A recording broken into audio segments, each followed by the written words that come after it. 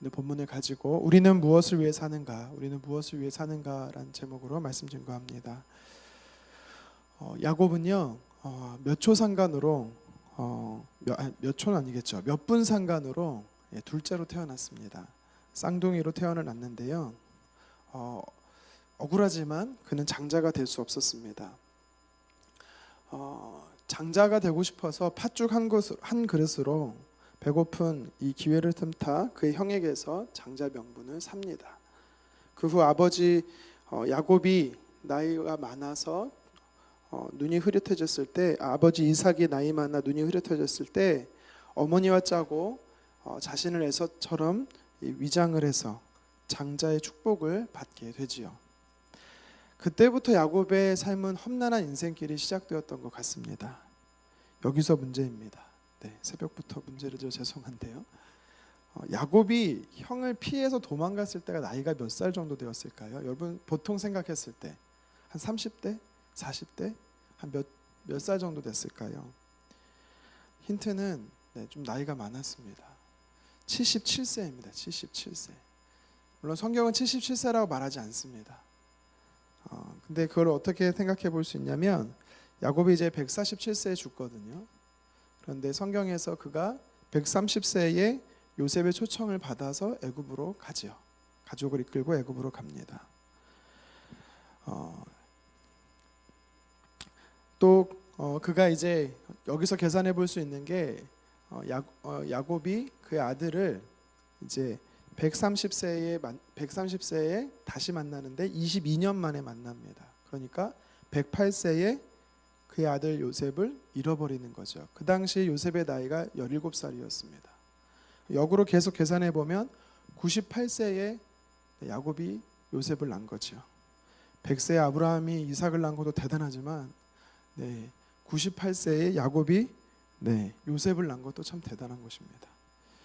근데 21년 동안 그의 삼촌 라반의 집에서 그가 또 도피했었지요. 그러니까 역으로 계산해 봤을 때 최소 77세란 나이가 나옵니다.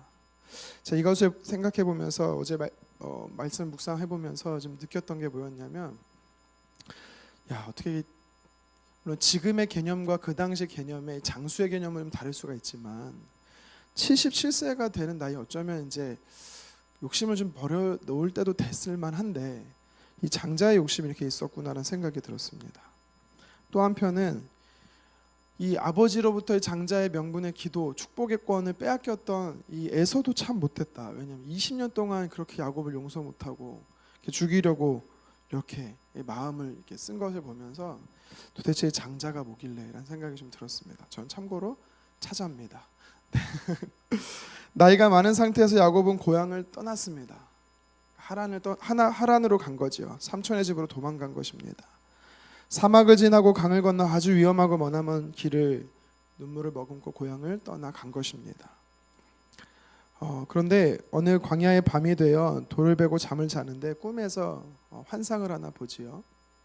큰 사닥다리를 보게 됩니다. 하늘에서 내려온 사닥다리인데 이 사닥다리를 통해서 천사들이 오르락 내리락 하는 것입니다. 그러면서 하나님의 음성이 들립니다. 그 내용이 바로 창세기 28장 13, 14절인데요. 제가 한번 읽어드리겠습니다. 야곱, 내가 누워있는 땅을 내가 너와 내 자손에게 주겠다라는 겁니다.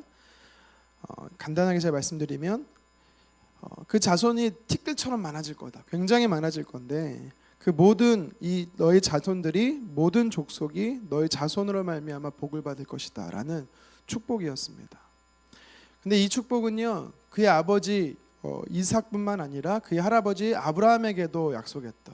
다시 말해 아브라함과 이삭과 야곱에게 동일하게 약속하고 계셨던 것입니다. 후손들이 가나안 땅에서 큰 민족을 이루고 나라를 세우고 그들로 하여금 온 열방이 복을 받게 될 것이다라는 하나님의 비전이었습니다. 하나님께서는요, 그의 자녀들이 이 비전을 잊어버리지 않게 대를 거쳐서 계승하고 계신, 전승시키고 있는 것을 보게 되는 거죠. 베델이라는 곳에서 이 비전을 받고 야곱은 살아갑니다. 그리고 그 비전에 따라서 그는요 20여 년이 지나서 고향 땅으로 돌아올 때는 4명의 아내와 11남 1녀의 자식을 데리고 또 거부가 되어서 가나안 땅으로 돌아옵니다. 돌아온 그의 삶은요, 돌아와서 가나안 땅에 돌아와서 그의 삶은 마냥 행복하지는 않았습니다. 그의 인생의 후반은요, 참 어려웠던 것 같습니다. 자식들끼리 시기와 다툼이 있었고, 또 108세 가장 아끼고 사랑했던 17살의 이 아들 요셉을 잃어버렸습니다. 본인은 죽은 줄로 알고 있었던 거지요. 또 세월의 흉년으로 인해서 인생 말년이 힘들었던 것을 보게 됩니다. 야곱의 인생의 말년이 힘들었습니다. 여기서 한 가지 제가 궁금증이 생겼습니다. 뭐였냐면, 야곱은 약 한 40년 전에 그 하나님께 이 베델이라는 곳에서 하나님의 비전을 받고, 그가 자식도 잃고 또 기근으로 또 모든 것을 잃었을 때, 그는 그때도 과연 하나님의 비전을 소유하고 있었을까라는 생각이 문득 들었습니다.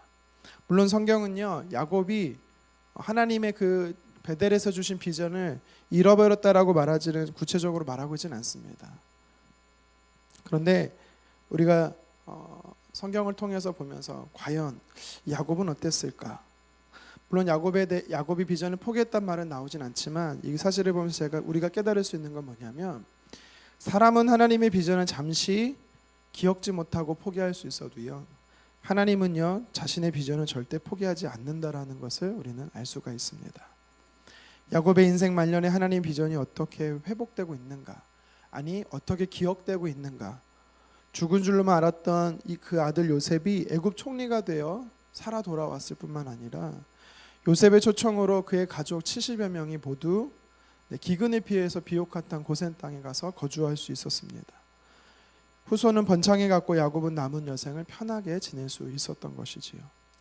애굽 왕 바로 앞에 섰을 때 자신을 뭐라고 소개하냐면, 나그네 길 인생 험악한 세월을 보냈다라고 야곱은 자신을 소개하고 있습니다.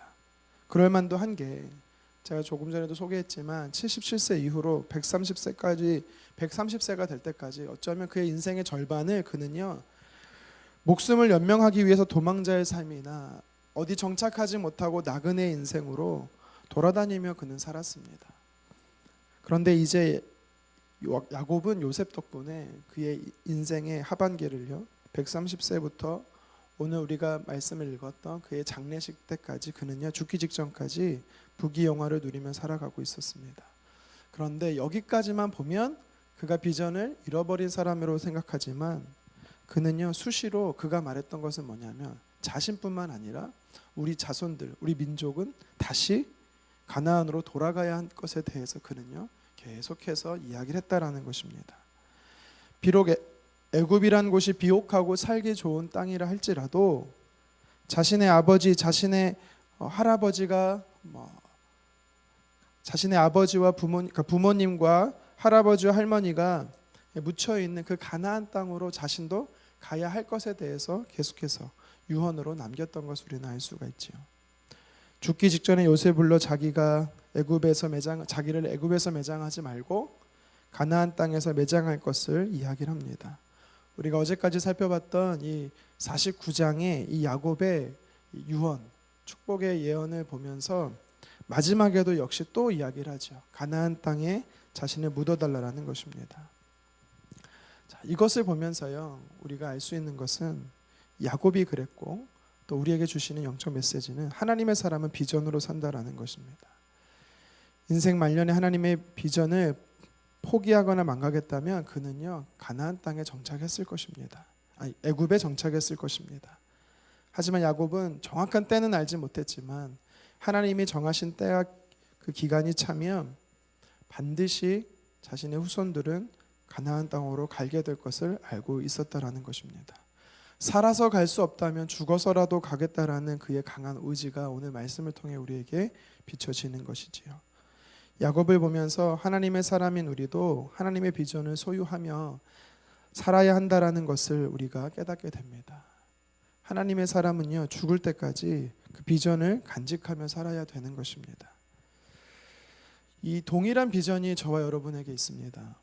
구약적으로 표현하는 이 자손이 많아지고 티끌처럼 많아지고 땅의 모든 족속이 이 아브라함의 자손을 통해서, 야곱의 자손을 통해서 복을 받는다라는 이 메시지는요 신학적으로 뭐라고도 계속해서 이어져 나가냐면, 열방일 제자와 삼으라라는 말로 이어져 나가는 것입니다.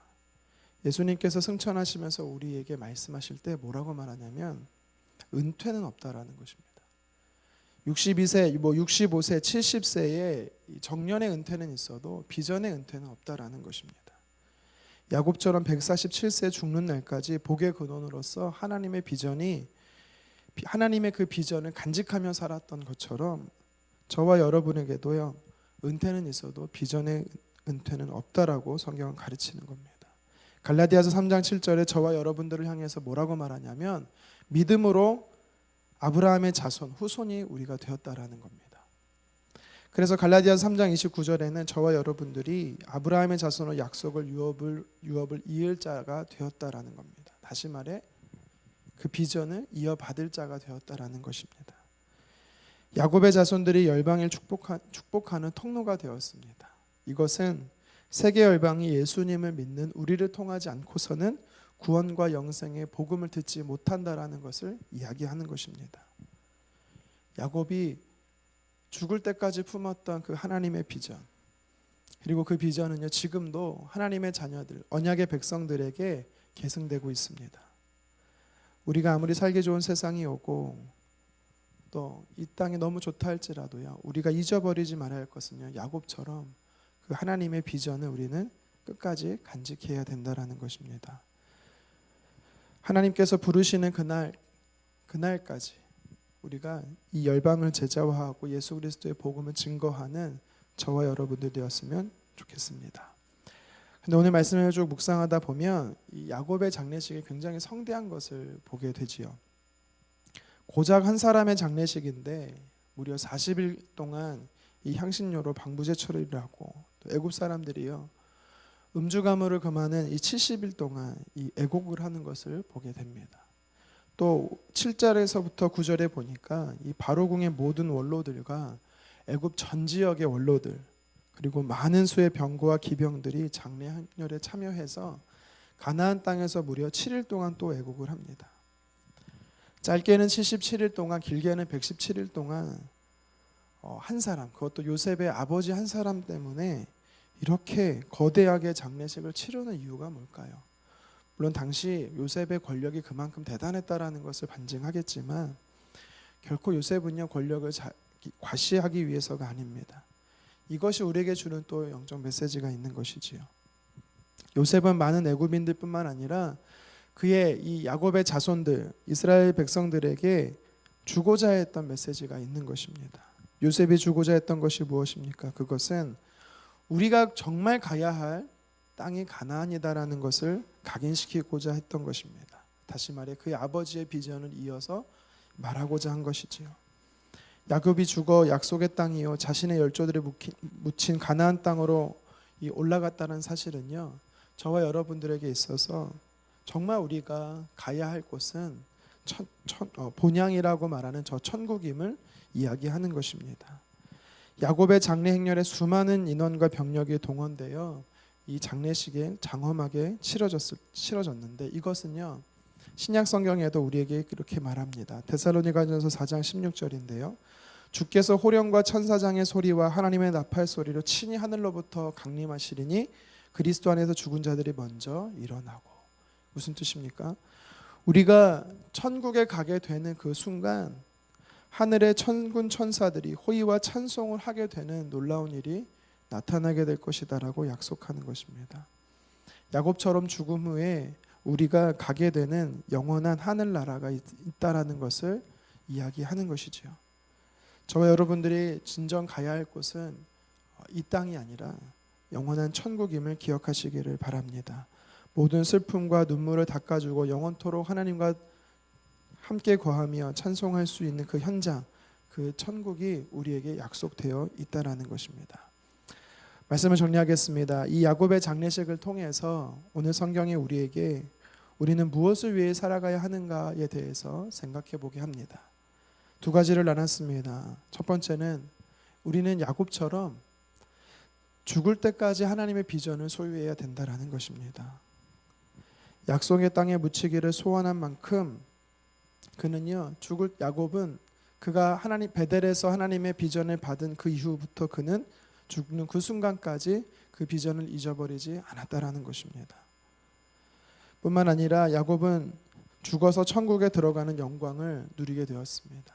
그것은 저와 여러분에게도 약속된 것입니다. 우리가 이 땅을 떠나 하나님 품에 안길 때 하늘의 천군 천사와 하나님의 나팔 소리가 우리를 맞아주게 될 것입니다. 이것을 꿈꾸며 이것을 소유하며 우리는 오늘도 살아가야 될 것입니다. 이 약속의 말씀을 기억하며 하나님의 비전과 천국을 소망하며 살아가는 저와 여러분 되기를 주님의 이름으로 축원합니다. 기도하겠습니다.